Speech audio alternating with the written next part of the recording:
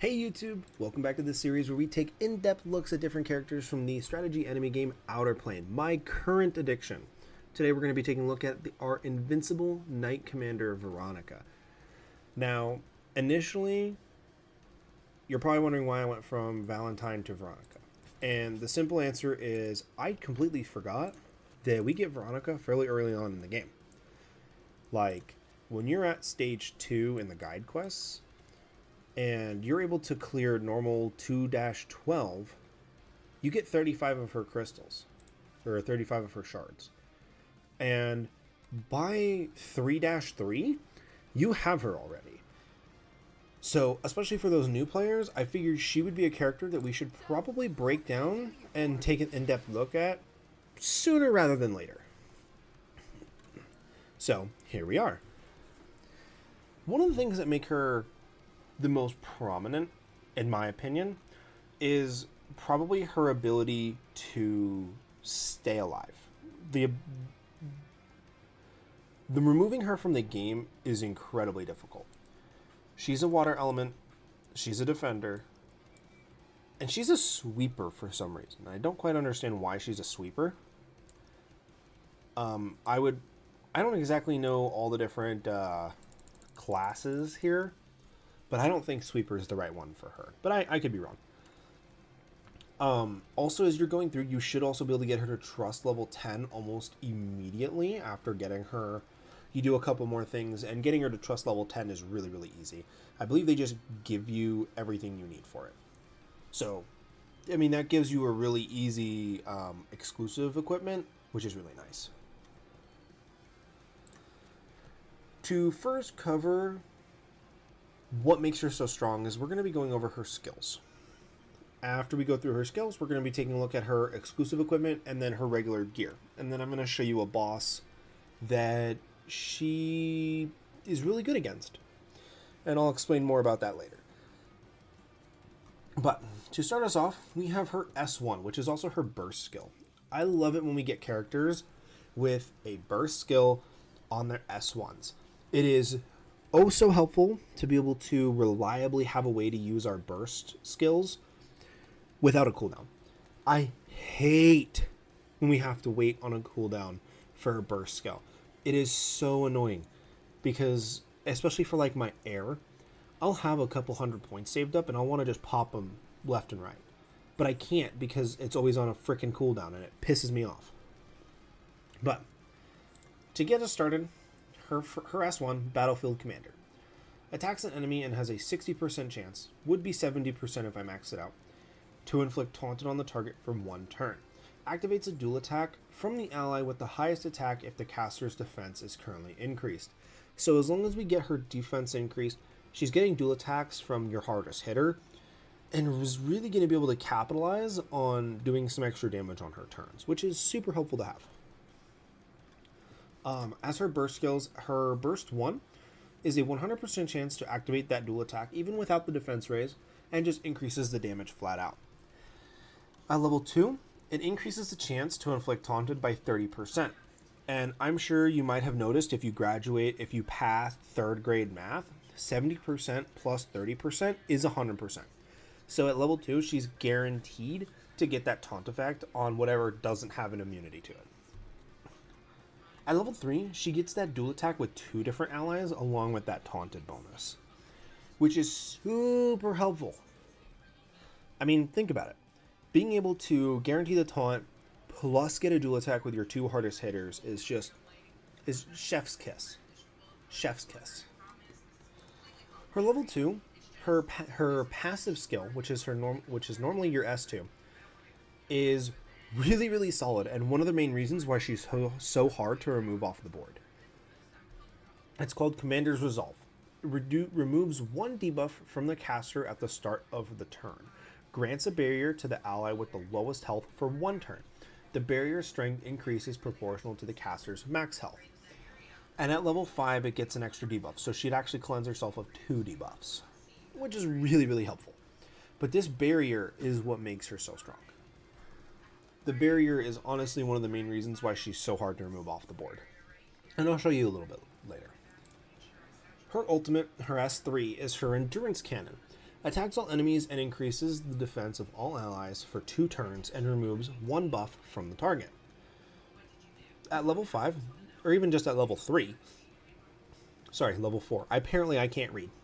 At level 4, we get an additional turn of that defense bonus, which is really, really nice to get that extra turn of a defensive bonus, because it allows you to get an extra battlefield commander out, which is really, really helpful.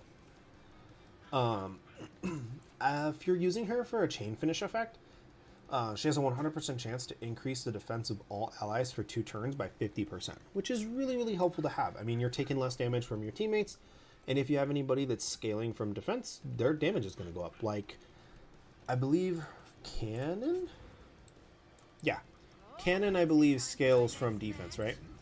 Yeah. Damage dealt increases proportional to defense instead of attack. So if you're using someone like Cannon, Veronica is definitely going to make them really helpful. She's just going to help them be a lot better. And if you have her as a dual attacker, she has a 70% chance to inflict Taunted again, which is nice. I mean, who's going to turn down a way to make her take the damage? She's designed to take that damage. Moving on to her exclusive equipment, we have her Elysian, which is her like little thing that floats around behind her, which I think is really, really cool. It's a nice little design thing. Its primary effect is that it reduces fire damage taken by 20%, which is really nice. I mean, you're taking 1,000 points of fire damage, you're actually taking only 800 instead, because you're taking 20% of that off. It's super helpful. I mean, it doesn't add up a lot in a big hit, but it adds up over time. Especially with a barrier already that's reducing some damage that she's not taking to her health bar, that she gets back every turn. I mean, who wouldn't want that? And then as its special effect, increases damage proportional to her max HP. So not only is her exclusive equipment going to give her increased damage from her max HP, but now her passive that gives the barriers based on HP, her HP by the way, is also going to be stronger. So she's just going to be able to sit around a lot longer and just not care about damage. And then deal a surprising amount of damage actually. Next off, we're going to take a look at her gear. Yes, I'm using blue gear. And there's a very good reason why I'm using this 6-star blue gear. I'm proving to you guys that Veronica here is incredibly strong. And I'm doing it with blue gear, because I don't think I need anything stronger. And I know a lot of you are probably wondering, what? Why? Why wouldn't you want 6-star gear? First off, I don't have 6-star health gear. Second off, this is like garbage health gear. I'll show you really quickly. With her, we were trying to build up her HP so she does more damage. 54%, but that's helmets. Helmets always give you HP.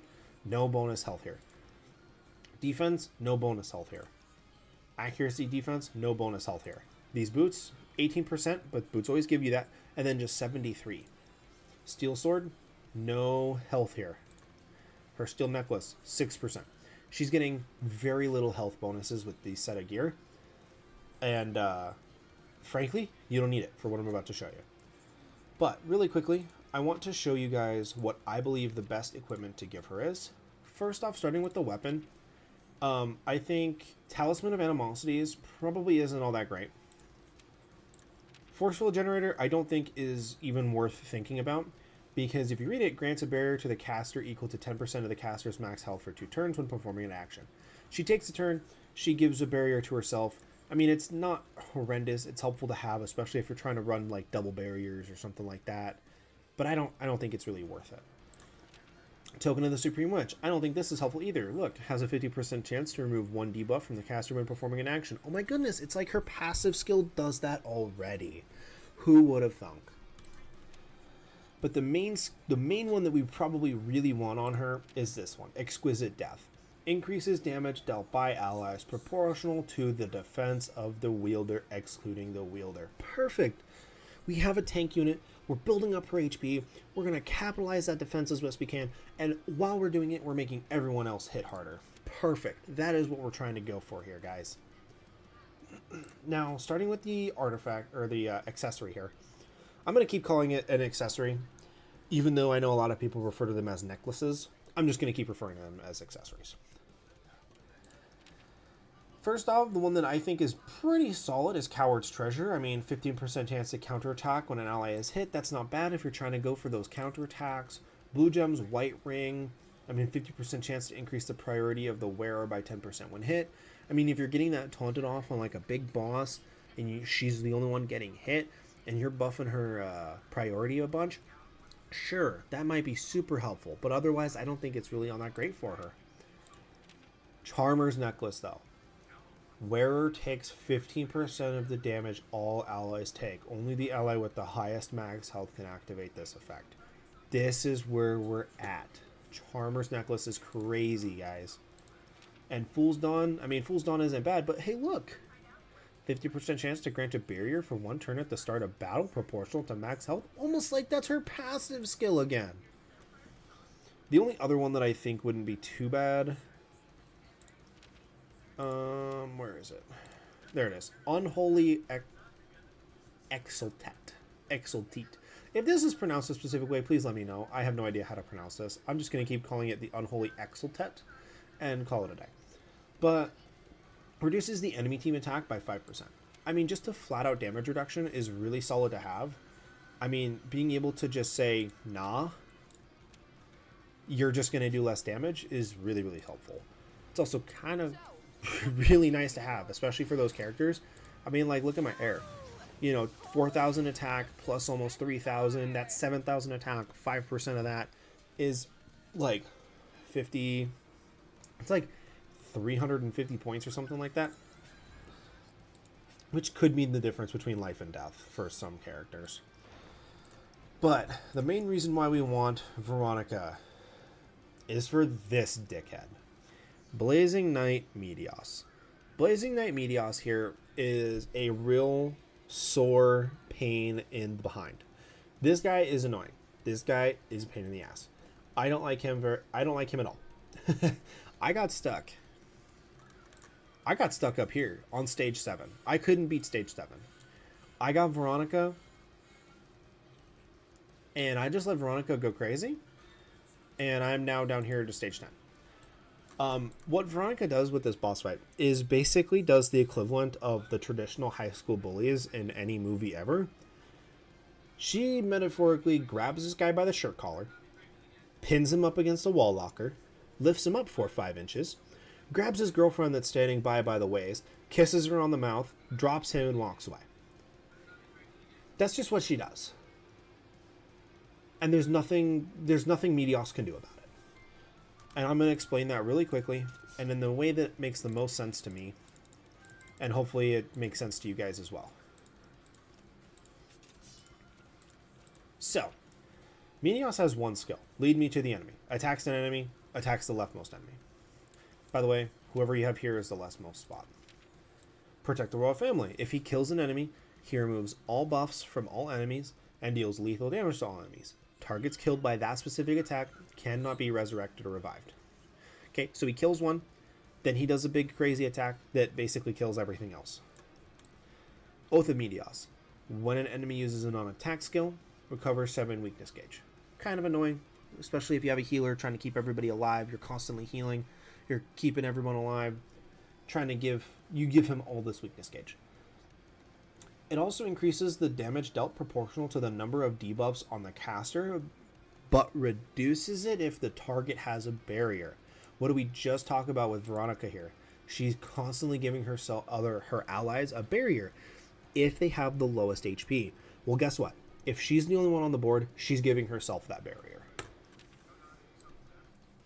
And against non-water enemies, reduces weakness gauge damage taken by 50%, increases damage dealt, and reduces damage taken. Basically anything but water, you're doing less damage and you're taking more. Against water enemies, though, reduces damage dealt and increases damage taken. Again, reduces damage dealt. There's another instance of her taking less damage. Both of those added together, I believe, comes to like a 95% or so damage reduction, which I think is absolutely crazy. You must be the enemy. When Blazing Knight Medios is hit, he gains 1 Fierce Ember. After being hit, if Fierce Ember owned is 5, he counterattacks. Now, when he enrages, he does it at 80% and 30%. When that happens, he gets an irremovable effect that increases penetration and reduces damage taken for 3 turns and recovers his weakness gauge by 30%, and Enrage lasts for 3 turns. Nothing too crazy. I offer my life though. This bonus effect. Used when Enrage ends. Attacks all enemies and deals lethal damage to them. Lethal damage. Lethal damage. And he does it again here. Recovers weakness gauge by 30% and deals lethal damage to all enemies. This Enraged has no duration. So, when it says lethal damage, in my head, I always thought that lethal damage was 99999 repeated. Well, that's not how they coded it. For Meteos, at least. Meteos is coded, I believe, and the running theory is that Meteos is coded to do a fixed damage amount that is equivalent to your total HP.